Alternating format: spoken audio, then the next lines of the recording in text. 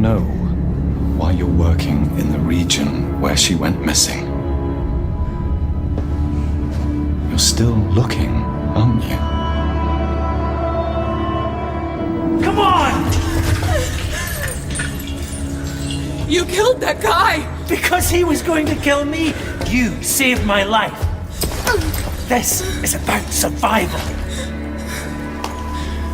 Do you understand? Samuels, listen to me. It's not safe here. Seegson's got this place locked tight. Their goddamn androids are killing people. That's impossible. It's contrary to primary synthetic programming. I've seen it, Samuels. I guess Seegson's got a different idea about synthetics. Listen to me! We don't have to do this! Stop! Stop it, Mother! Marlo, please. You heard what your mother did. She understood. If she was here, she'd be helping me.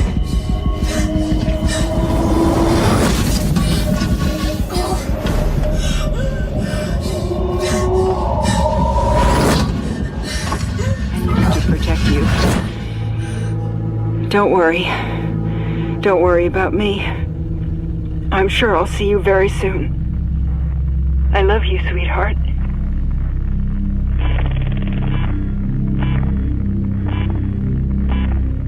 Welcome to Perfect Organism, the Alien Saga podcast. I'm your host, Jamie Prater, and I'm joined by my co-host, Patrick Green, and we are on cloud nine with alien isolation stuff coming left and right.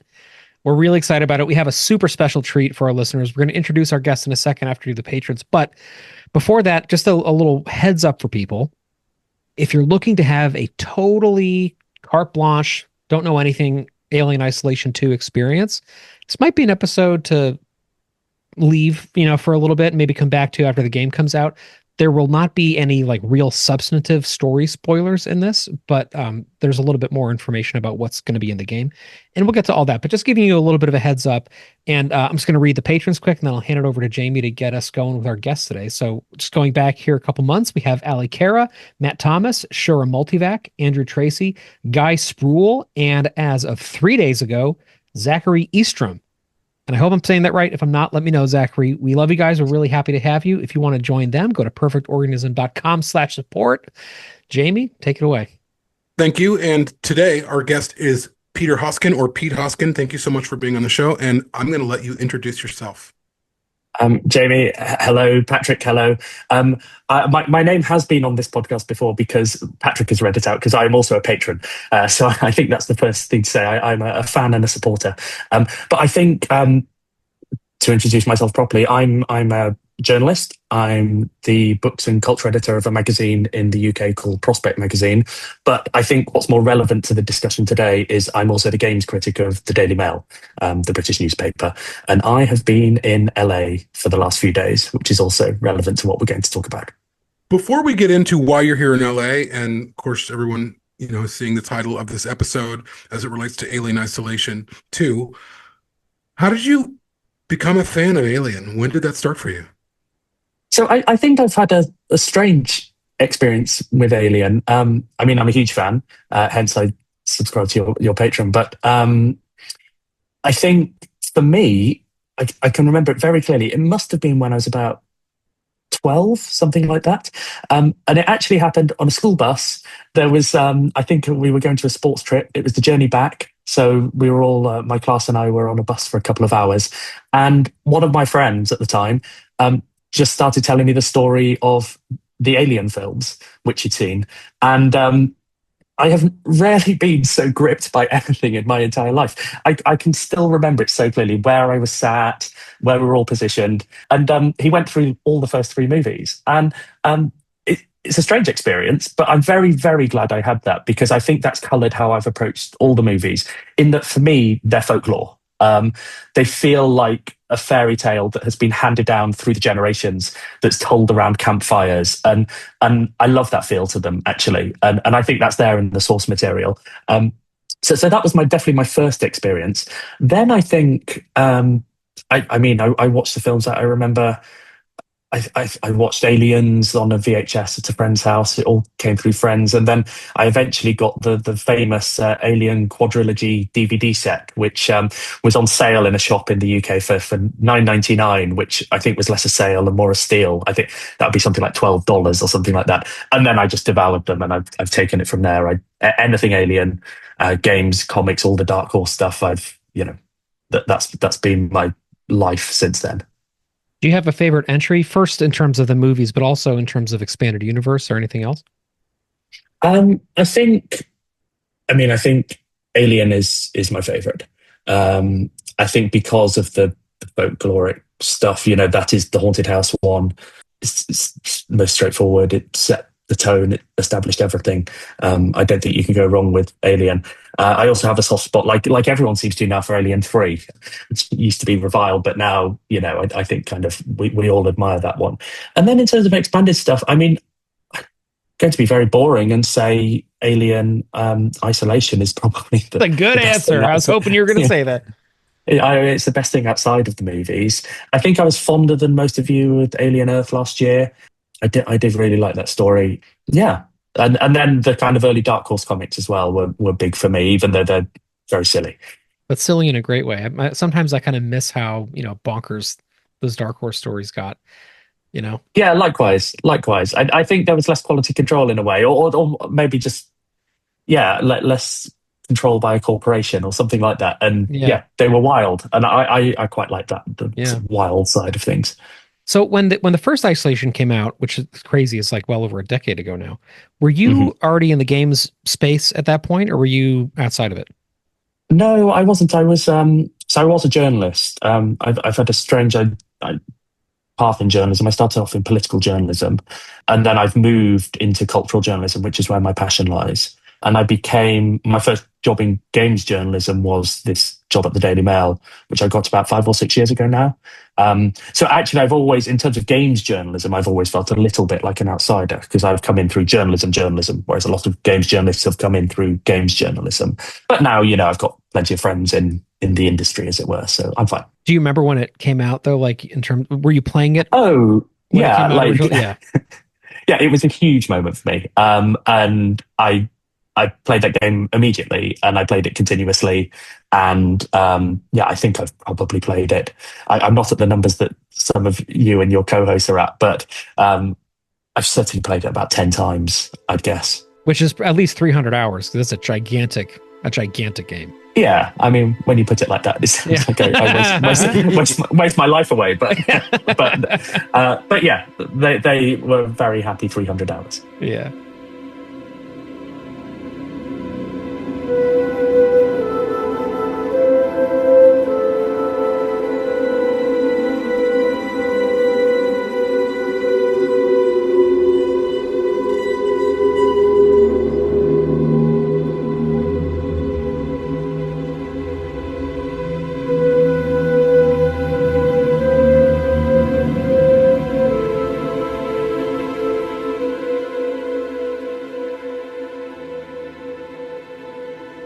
So what is it about the IP that pulls you into it?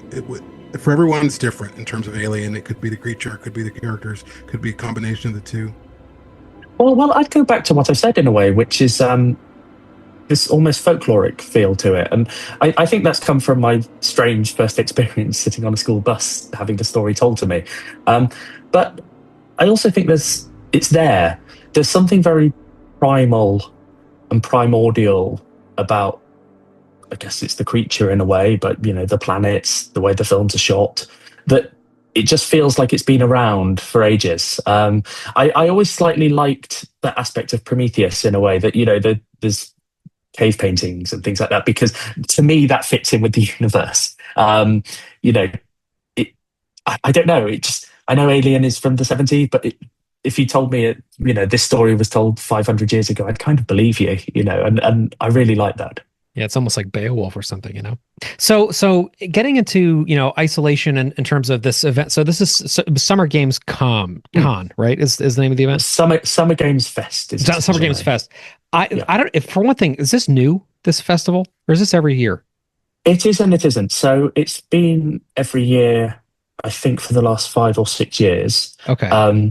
But it is the replacement for E3. That's what I was wondering. I was like, Yeah. I feel like this is when E3 normally happens. So it's been 5 years at least since. Yeah, I think E3 may have ended before that time, and there may have been a gap. 2018 or 2019. Man, I'm Yeah, behind. okay.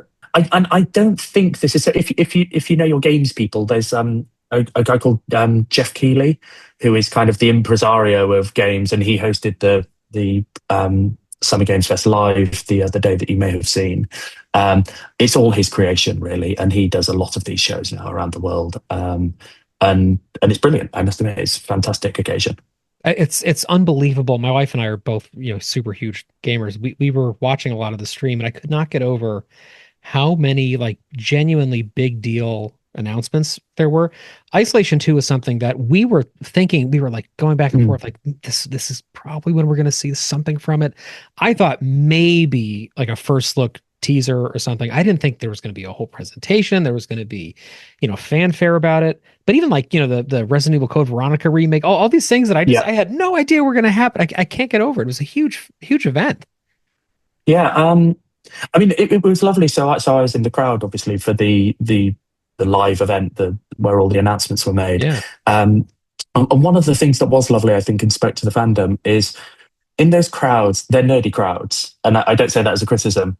I'm a nerd, so but you know what's going to get huge cheers. So when Resident Evil, the Code Veronica remake got announced, huge cheers. The place was so loud. I got a headache by the end of it.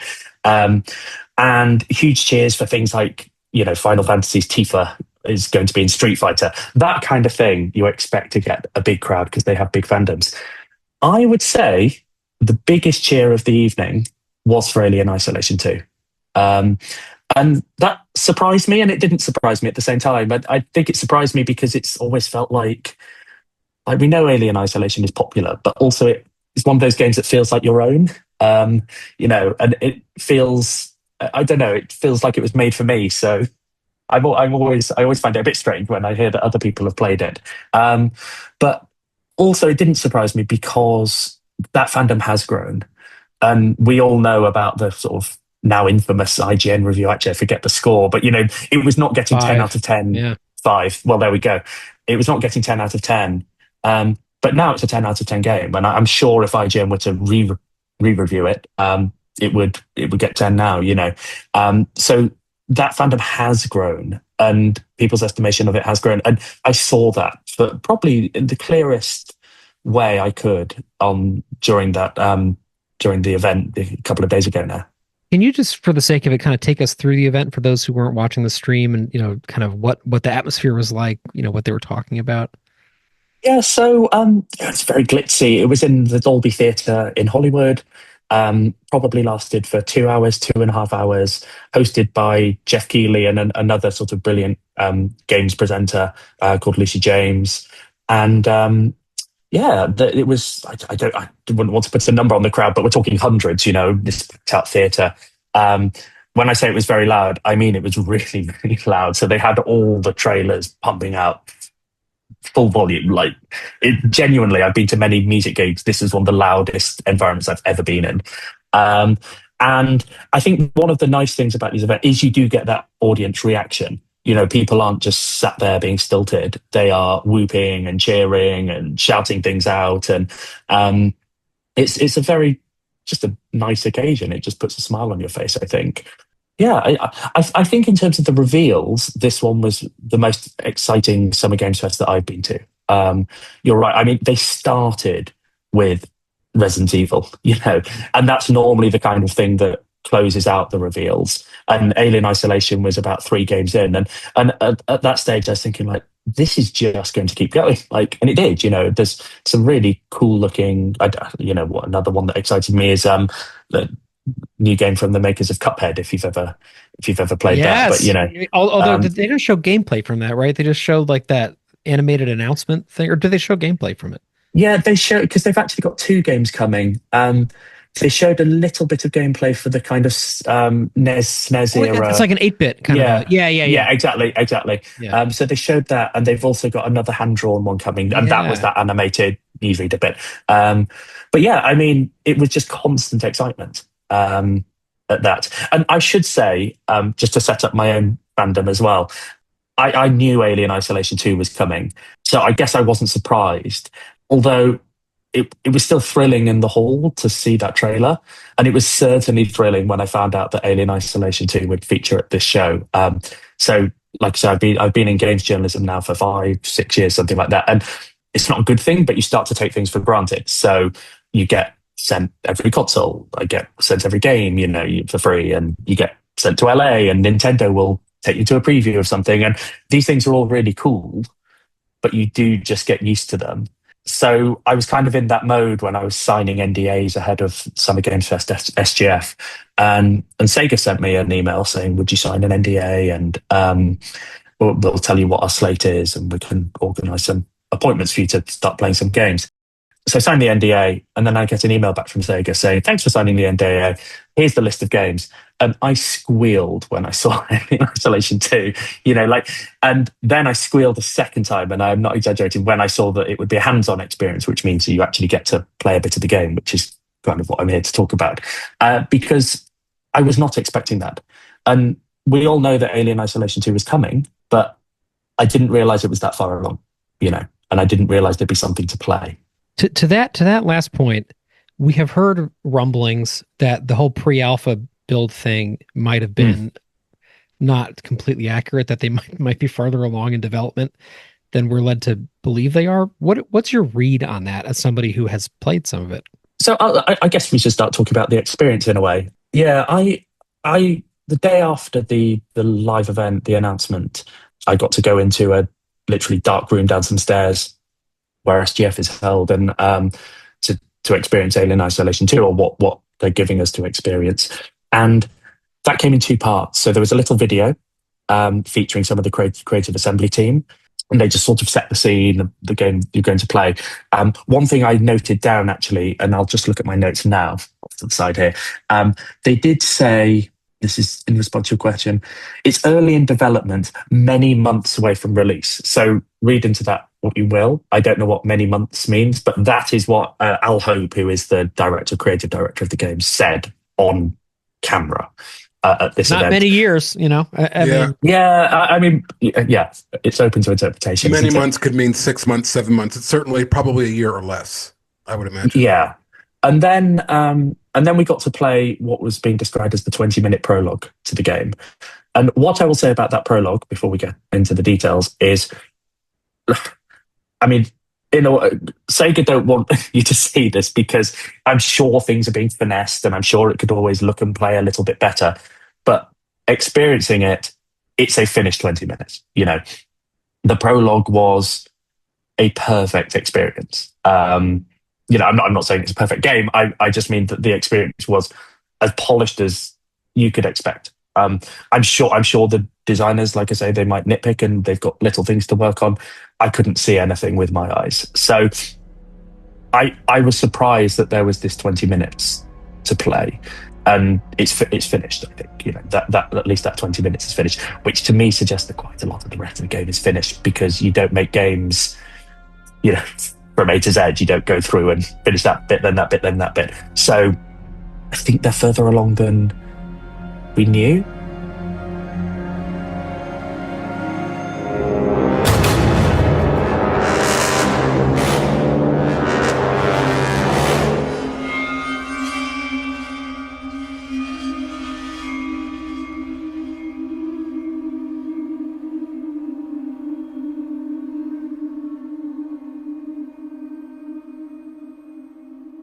What was the next step? So you're taken downstairs.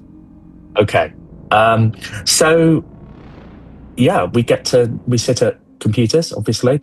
They'd rigged up these computers with infrared cameras to take photos of us or take footage of us at jump scares, because there are a few jump scares in the prologue. I must admit, I'm normally such a wimp in games, so I would be normally jumping out of my seat. I can barely play Resident Evil games. In this case, I think I'm just too jet lagged and too tired to be scared. So I can't wait to see my own footage. They're going to send it to me, but I think I just sort of mildly raised an eyebrow and which is not my normal process, and I don't think that is how people will experience this. And then we just got to play, new game, and it started. Can I ask? So when you say new game, does it have the same VHS kind of aesthetic for the menus and things like that?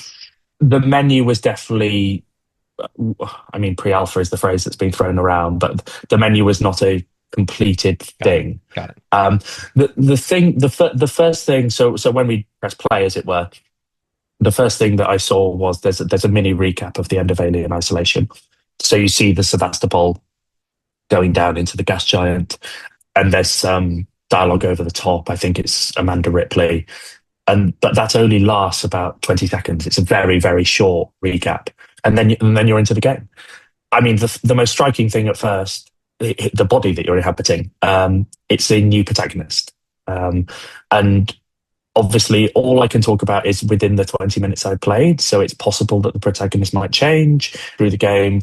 But in the first 20 minutes, you play as a woman called Blake, and she is described as an exec, and I assume that means a Weyland-Yutani executive. And she's described actually by one of her colleagues. So she's landed on a planet. She's in a rover at the beginning, kind of an industrial vehicle, and she's there with two other characters. One is called Cole, and one is called Otto.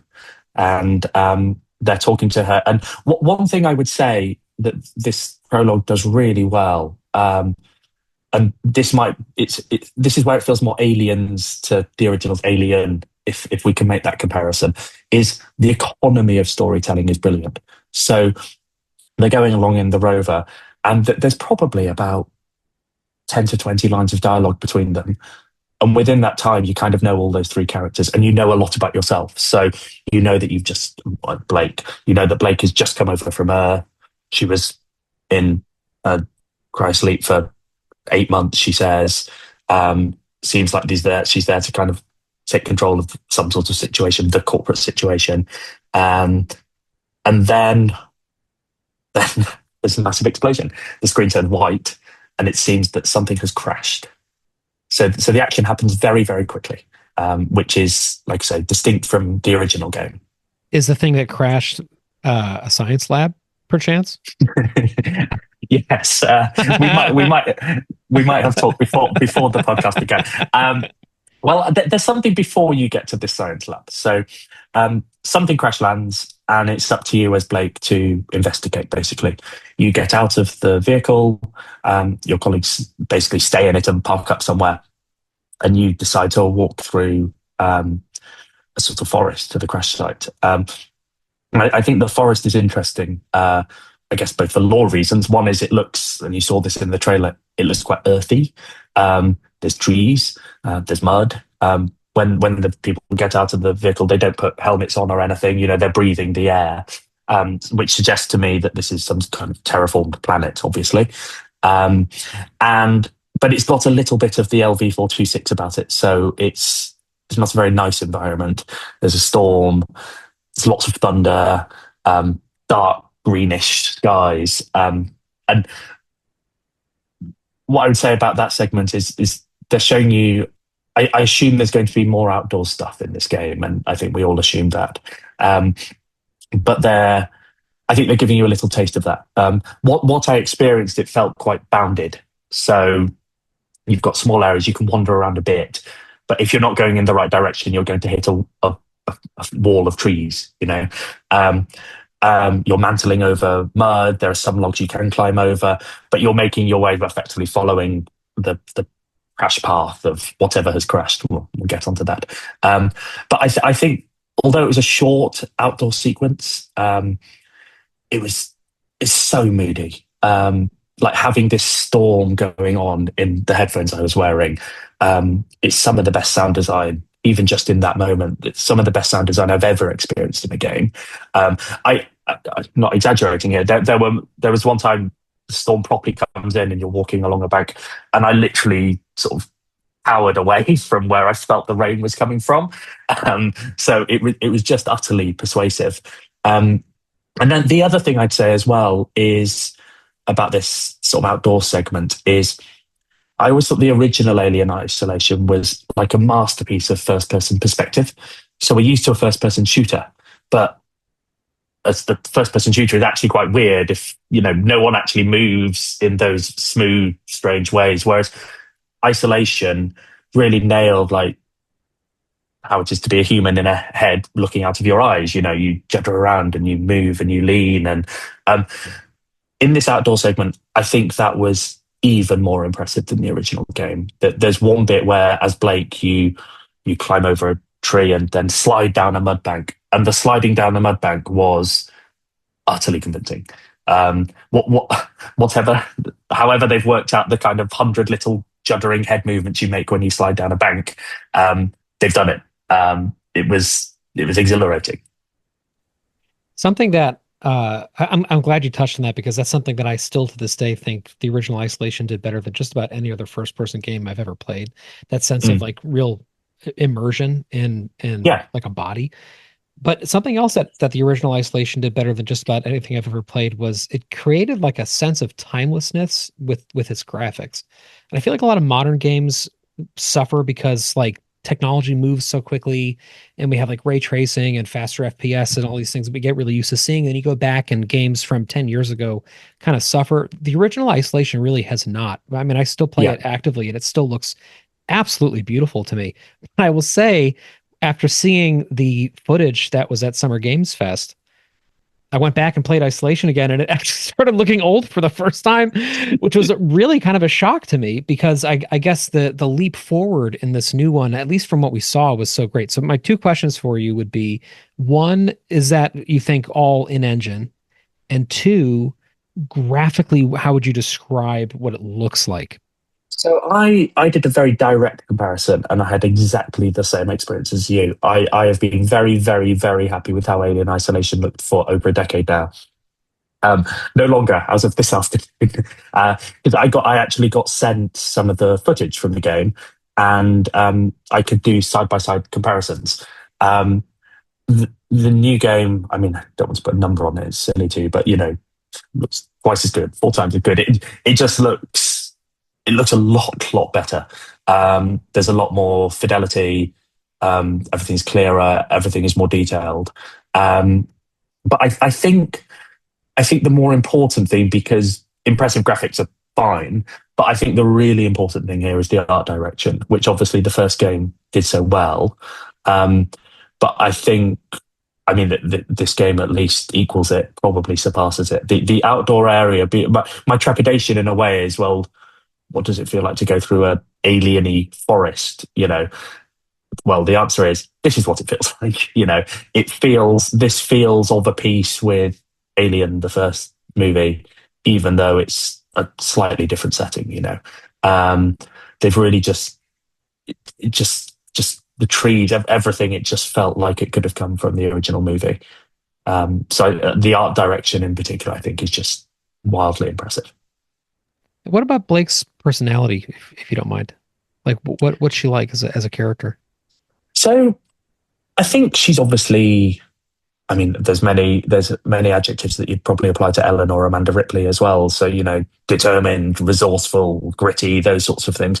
But I think there are a few character beats, and bear in mind, obviously, this is only 20 minutes, so there's not much I can go off. But I think one of the things that stood out to me is actually when they come across the crashed object. We've hinted at a few times what that might be.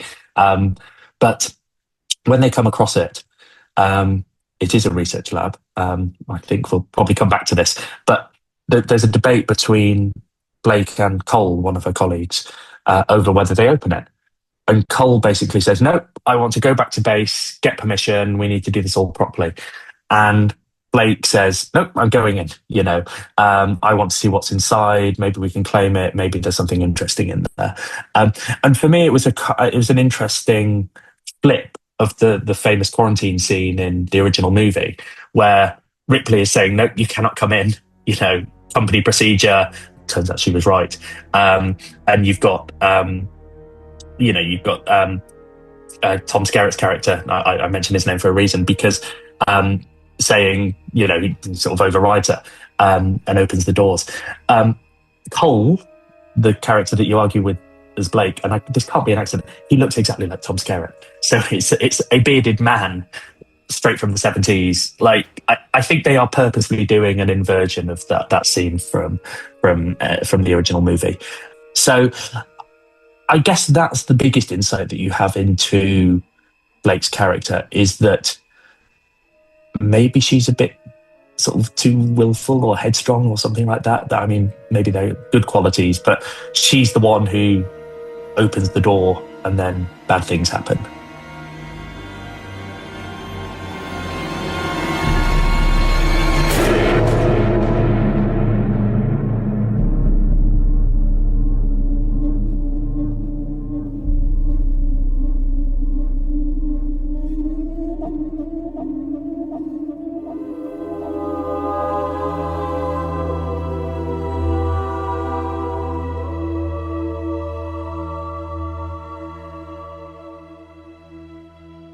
Do you know what kind of exec Blake is, like in her capacity at YU?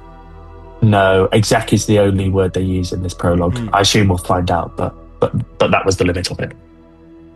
And to your point about, obviously having seen the trailer, I've watched it many times. I also really felt Alien. Even though it was a little bit more familiar because it was trees and that kind of thing, it felt atmospheric and silent and haunting, and all of those things that you see in Alien, and all those things that we haven't seen in a long time in Alien, since Alien Isolation. But yeah, it's just gorgeous, and even those first few images are terrifying, even though they don't show anything. You're in some type of haunted, ethereal, dark forest. Yeah, I mean, those first few sequences when you're going through that forest, there's no threat. But it sure as hell doesn't feel like that. It's a terrifying environment, and yet all you're doing is following a path, and it's a tutorial to crouching, jumping, clambering. That's all it is. And yet I was terrified. So they've really got that right. It's bad when it tells you to press circle to crouch, and you actually physically want to do it in real life. You know what I mean? Something else that the original did so well that I think has stood the test of time is its, use of AI, or, at least the heuristic algorithms that it used in the alien stalking, the protagonist. Did Al Hope or anybody from the dev team address that? I'm sure they get asked about it all the time, about like how they could possibly kind of improve on that model. No, I mean, Al Hope, there are a few members of the dev team over in LA. In fact, some appeared on stage on Friday. But they've also been floating around. And I must admit, they look suitably alien-ish. They're not aliens themselves, but they're dressed in, there's a kind of like alien Earth look to them. Sort of black, cool Scandinavian wear. They just look like they'd fit into the universe. So they've been floating around. But they haven't especially been talking, or maybe they haven't been talking to me. So I saw this video where they previewed the prologue, and they just gave general tips. They said about months away from release, which I've already told you about. But I think there's more detail to come that they haven't got into yet. So no, that was not addressed. Though we do encounter that there is a xenomorph in this prologue. I couldn't tell you whether it's AI as an advance on the original game, just because of the situation it was in, but we can get onto that. I feel like we've probably teased it enough at this point. So how does this alien come about? Well, Where does it come from? I think we've also teased this research lab, this object that's crashed. So let's just get into that. I've been hesitant to say anything definitive about my experience with the game. I want to add disclaimers that it's just based on the 20 minutes. I could have made a mistake. I was furiously taking notes. So I want to say I'm 99% sure of this, which is the research lab that has crashed is the research lab, the Gemini research lab, project KG-348, that is thrown off the Sevastopol in the original game, and we think goes to its destruction with an alien drone inside. That has not happened because it's now crashed on this planet, and it is not burnt up in the atmosphere of a gas giant. And when I say I'm 99% sure, I think I can probably say I'm 100% sure. I went back through footage of the original game. There's, it's the research lab. There's a terminal that you come across inside when you get inside that has two photos stuck on it. They are the exact two photos that appear on the same terminal in the original. So I think we're safe in saying it's the research lab from the original game. Which is one of the, for people who somehow are listening to this but haven't played the original game yet, stop and go play it. But that sequence in the original game is just one of my absolute favorites. It is so fraught. Like, it is such an intense moment. And I love, I was doing, Ross, who's on our show and is an enormous Isolation fan. He and I were doing a lot of A/B back and forth, looking at shots from the trailer that we saw versus the same exact frame in the original game. That it was absolutely the original lab. Like, there's no chance that it wasn't. So to hear that the two photos on the console were identical to, I'm like, that's just absolutely the case. Yeah. I don't know why I'm being cagey. It is absolutely the case, but I don't know. It was only 20 minutes, so I don't want to be too confident in my judgment. So yeah, and then you get inside this research station with one of your colleagues, Otto, who, let's just say is not long for this particular planet, and then you have to turn it back on, basically. So you have to find some scraps, find some little bits of metal and electronics, and rewire the systems and turn it back on. There's a lovely beat when you do turn it back on. You get a little bit of the sting of the Jerry Goldsmith score from the beginning of Alien when the ship is turning back on. You just get a little hint of it, and it's absolutely glorious. Then you go, basically you're searching for survivors in this research lab. You go downstairs, and actually, much like the original game, I think that terminal I mentioned, you might be fiddling around at that terminal, so occupied, mind on something else, when something slithers out of the vents above you, and it is obviously the xenomorph, and you immediately hide under a desk, and then the prologue becomes, avoid the xenomorph in a fairly small area that, if you've played the original game, you've sort of done it before, although it's not different obstacles and some paths are blocked off, and you just need to get out of this research lab. And how does the alien look, behave? Does it feel like old Stompy's back, or does it feel, what does it feel like? The animation is definitely more sophisticated. It's a more sort of liquid presence, I think. Like I said, I wouldn't want to testify about the AI, because effectively you're avoiding it in a very, very small area. I think they're treating this as what it is, it's a tutorial. And they're also not assuming that anyone's played the first game.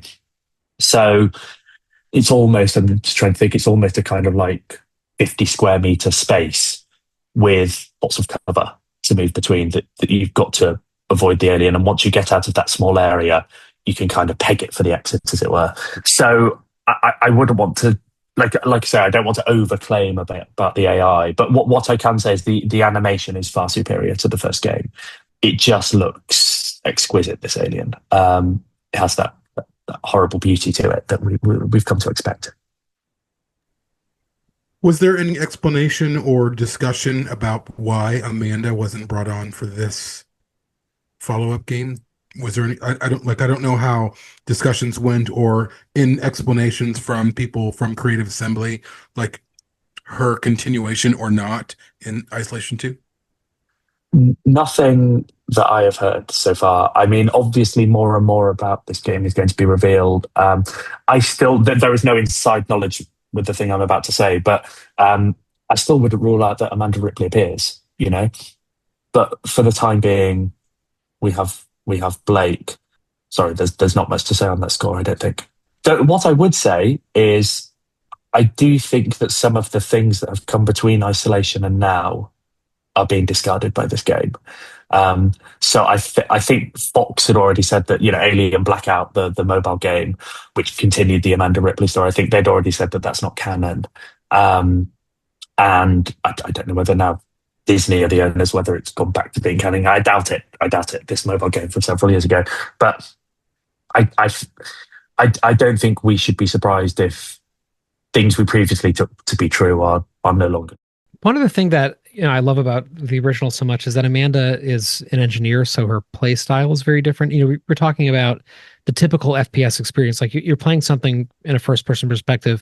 The expectation is that you're basically a warrior, right? Like going all the way back to like Doom and like its forebears. Like there's this expectation that if you're looking through the eyes, it's because there's going to be a reticle in the middle of it, and you're going to be able to shoot through that reticle with all these different weapons that you're going to have. And Amanda doesn't have any of that. Like Amanda doesn't even have like a stable viewpoint. Like you said, she's walking, she's kind of lumbering, she's pretty clumsy. She has access to like some form of weaponry, but it's like very difficult to use, and there's barely any ammunition for it. And do you have a sense that Blake is similar from? I know you just did a tutorial, but like, does she seem to be more kind of capable, or is she also kind of when I say capable? So let me clarify. Amanda's an incredibly capable character, right? Just she's not a mercenary or something, right? She's not comfortable in that kind of environment, but she uses her wits to get through. Do you get a sense that Blake is what's your read on Blake vis-a-vis that? Well, one thing I'd say is it's not that she doesn't struggle in this prologue. She goes through difficult things. I mean, there's the alien, and she's got to escape from it. There's various other little moments where something bad will happen. For example, I mean, one of the jump scares is one of the androids is not quite fully dead and sort of grabs her, grabs you when you're not expecting it. Nice little scare moment. So bad things happen to her, and she grunts and wriggles and screams and all of these things.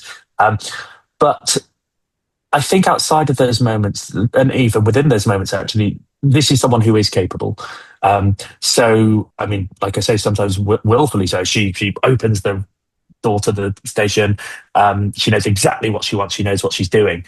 And I think that does have bad consequences in this prologue. But also she goes in with one of her colleagues, Otto, and she ends up doing the stuff, So she says basically, wait here, we need to turn it back on. I'll go get the parts. I'll repair the little system. I'll turn the things back on. I'll find a terminal. I'll go look for the survivors. She's sort of volunteering. So you do get this sense of a very capable person, I think. She also sounds like the anti-Ripley in some ways, which I think is awesome, where she's headstrong and she's just kind of running into it impulsively with her know-how, with her skill, but not with a lot of thought. And again, I love that they're playing against type, because we've seen pseudo Ripleys quite a bit, whether it's in Amanda Ripley or other iterations of whatever alien film you want to choose. So for them to have chosen this next female character to not be like Ripley, I think is a wise choice. Yeah, and a company woman. I mean, we'll see how long that lasts. I assume she'll discover that Weyland-Yutani isn't the great employer she might have thought it was. But at least at the start, she's an exec, which is very, very different from original Ripley and Amanda Ripley. And almost unique in the alien universe. There have been a few examples, like Philip Kennedy Johnson's first Marvel, run was from the standpoint of a Weyland-Yutani, security agent. Yeah. There's been moments here and there where we've sort of seen the company from the inside. It'll be really interesting to see how the Creative Assembly treats that. Like if they try to give us, a different angle on the company and how it operates. I think there's another thing as well, which is she's in charge. So when she was having this argument with Cole, the Tom Skerritt looking guy, she overruled him. And he basically says, well, be 5 minutes because I don't care whether you outrank me or not. I'm going soon. So that's his little comeback. But she outranks him. And we've already had one name to a location put on this planet, which is Kurosaki Station, which I assume is the sort of Hadley's Hope type base there that presumably we're going to encounter, and presumably things are going to get bad there.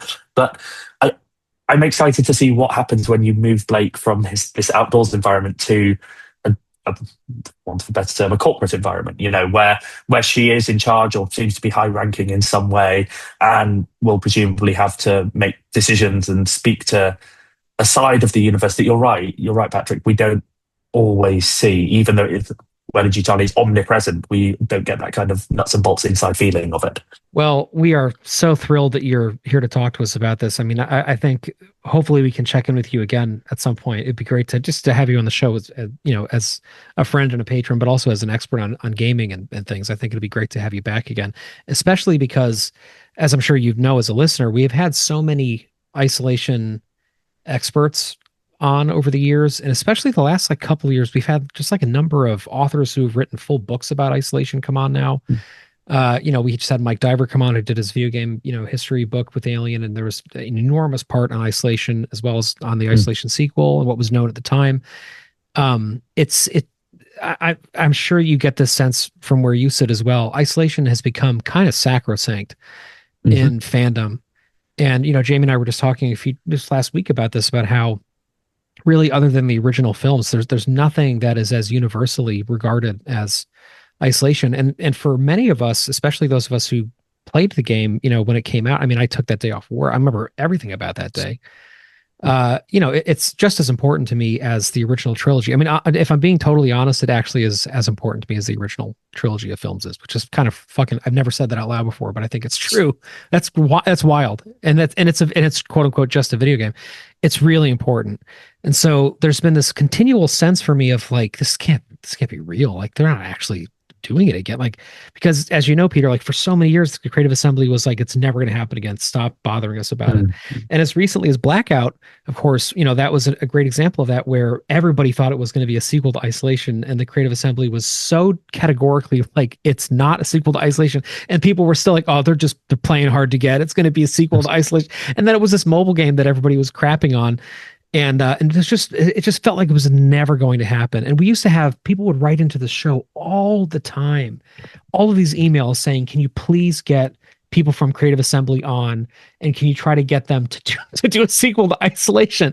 And we're like, you have no idea, A, how little power we have in any of this, but B, just how much they are not looking for that. They have other franchises that they care about that are in-house, that they really, are passionate about.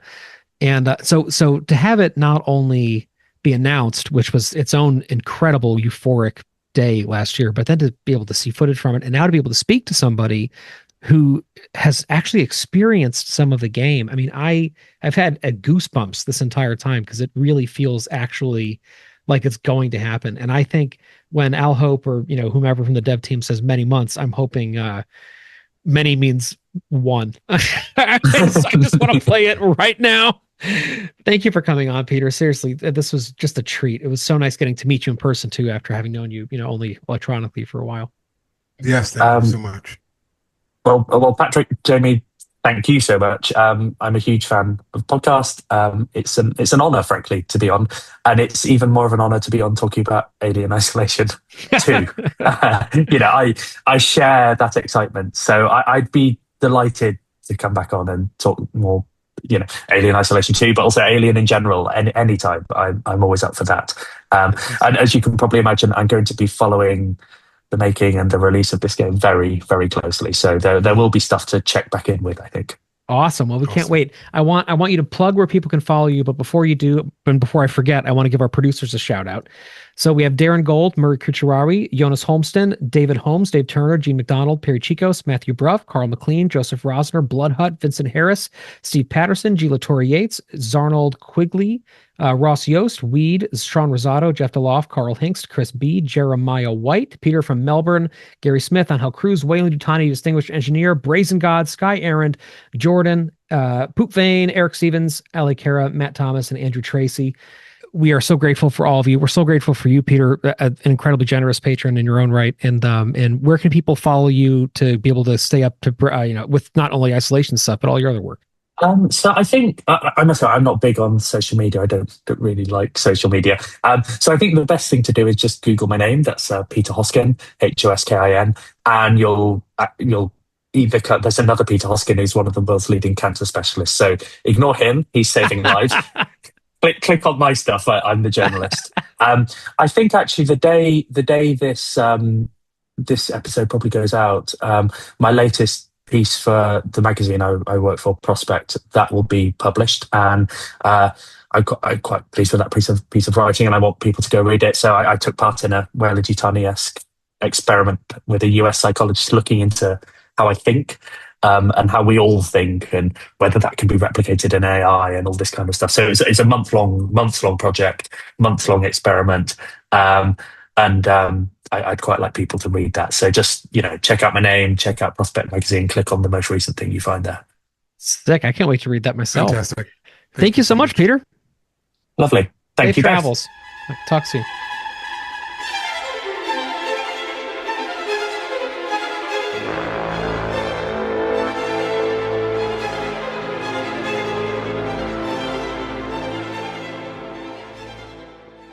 To find out more information about Perfect Organism, the Alien Saga podcast, please go to www.perfectorganism.com. If you would like to support the show, please go to www.perfectorganism.com/support. Thank you.